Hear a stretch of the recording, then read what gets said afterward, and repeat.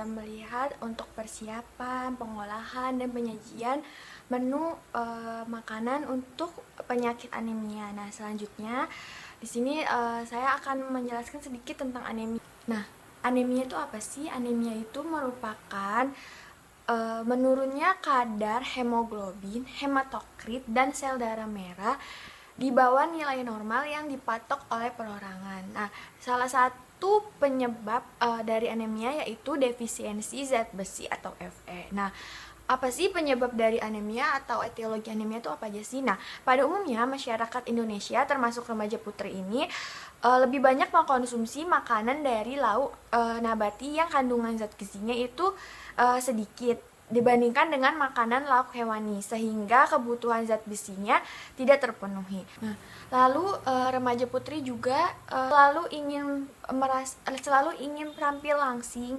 Jadi dia itu membatasi asupan makannya sehingga kebutuhan zat besinya tidak terpenuhi. Lalu selanjutnya remaja putri juga mengalami haid setiap bulannya sehingga kehilangan zat besi. Nah, kurang lebih sebanyak 1,3 mg per hari, sehingga kebutuhan zat gizi untuk wanita itu lebih besar daripada untuk laki-laki. Nah, kalau untuk tanda-tanda anemia itu apa sih? Nah, untuk tanda-tanda anemia yang biasanya itu mudah lelah, kulit pucat, sering gemetar, dan kita juga udah tidak asing untuk mendengar istilah 5L, yaitu lesu, lemah, letih, lelah, lunglai atau 5L itu. Nah, apalagi sih selanjutnya itu gejalanya itu biasanya sering pusing dan mata berkunang-kunang. Gejala yang lebih lanjut itu kelopak mata, bibir, telapak tangan itu tampak pucat. Nah, selanjutnya ada prinsip diet untuk anemia. Nah, prinsip diet untuk anemia yaitu tinggi zat besi atau Fe. Karena kenapa kita berikan tinggi zat besi? Nah, zat besi ini digunakan terutama dalam hemopoiesis atau pembentukan darah, yaitu sintesis hemoglobin atau Hb. Nah, Hb yaitu suatu oksigen yang mengantarkan eritrosit, berfungsi penting bagi tubuh. Hemoglobin terdiri dari zat besi, protoporfirin, dan globin. Nah, sepertiga dari hemoglobin itu sepertiga dari hemoglobin atau Hb yaitu zat besi. Nah, besi juga mempunyai peran penting yang esensial di dalam tubuh, yaitu sebagai alat pengangkut oksigen dari paru-paru ke jaringan tubuh, sebagai alat angkut elektron di dalam sel, dan sebagai bagian yang terpadu berbagai reaksi enzim di dalam jaringan tubuh. Nah, untuk zat-zat gizi yang diperlukan yaitu untuk zat gizi makro yaitu ada energi, protein, lemak, dan karbohidrat. Dan untuk zat gizi mikronya yaitu zat besi atau Fe dan vitamin C. Nah, untuk kebutuhan energi dalam sehari yaitu sebesar 1783,6, dan untuk proteinnya 62,77, dan untuk lemaknya 59,3, karbohidratnya 250,9, dan zat besinya 61,8, lalu vitamin C-nya 128,7. Dan untuk selingan pagi yang tadi itu kolak pisang sudah memenuhi 15%. Untuk energinya yaitu 273 kilokalori, dan proteinnya 5 gram, lemaknya 8,3 gram, karbohidratnya 45,5 gram, Fe-nya 10,8 mg, dan vitamin C-nya 2,39 mg.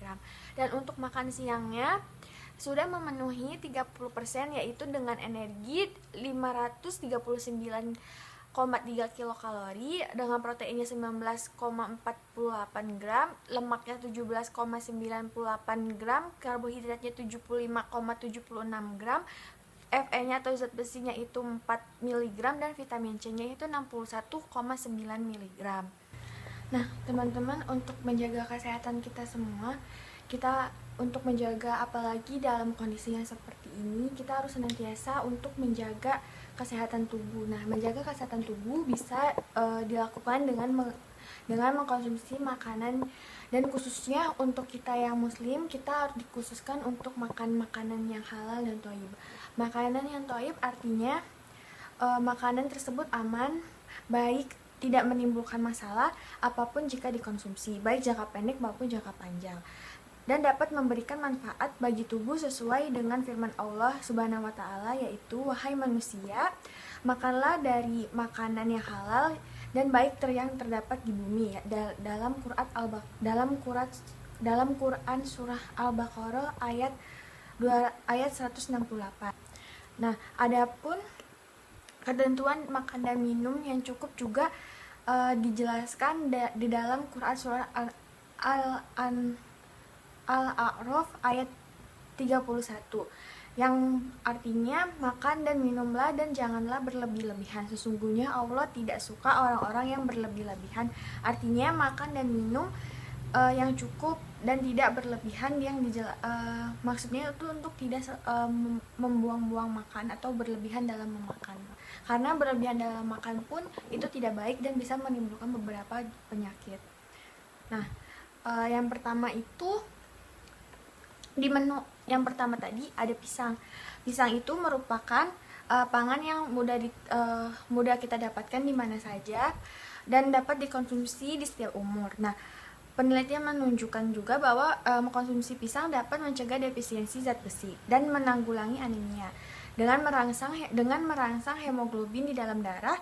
Pisang ambun ini memiliki kadar zat besi dan vitamin C yang dapat membantu meningkatkan dan absorpsi zat besi di dalam tubuh. Nah, Allah berfirman di dalam surat Al-Waqiah ayat 28-29, "Berada di antara pohon bidara yang tidak berduri dan pohon pisang yang bersusun-susun buahnya." Nah, selanjutnya itu ada susu. Susu itu adalah salah satu sumber kalsium yang tinggi dan juga kaya akan zat besi untuk pembentukan sel darah merah. Nah, konsumsi susu sekali sehari dapat meningkatkan jumlah zat besi dalam tubuh sehingga terhindar dari resiko anemia. Nah, seperti firman Allah di dalam Quran surat An-Nahl ayat 66 yang berbunyi, "Sesungguhnya pada binatang ternak terdapat pelajaran bagi kamu. Kami memberimu minuman dari apa yang berada di dalam perutnya berupa susu." Nah, selanjutnya untuk menu makan siangnya ada ikan dencis. Nah, ikan dencis ini sebagai proteinnya. Nah, protein ini memiliki peran yang penting dalam penyerapan zat besi di dalam tubuh. Apabila asupan protein kurang, maka penyerapan zat besinya terhambat dan menimbulkan kekurangan zat besi. Nah, Allah berfirman di dalam surat An-Nahl ayat 14, yaitu, "Dan dialah Allah yang menundukkan lautan untukmu dan kamu dapat memakan daripada daging yang segar, yaitu ikan." Nah, selanjutnya itu ada tahu. Tahu merupakan sumber zat besi dari lauk nabati. Nah, selanjutnya ada sayuran hijau. Sayuran hijau yang termasuk di situ ada buncis dan caisim.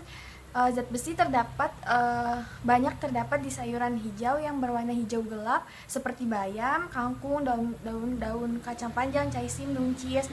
Dan Allah berfirman dalam Quran surat Abasa ayat 28, "Dan kami tumbuhkan pula anggur dan sayur-sayuran." Nah, selanjutnya itu ada buah jeruk. Buah jeruk itu kaya akan vitamin C.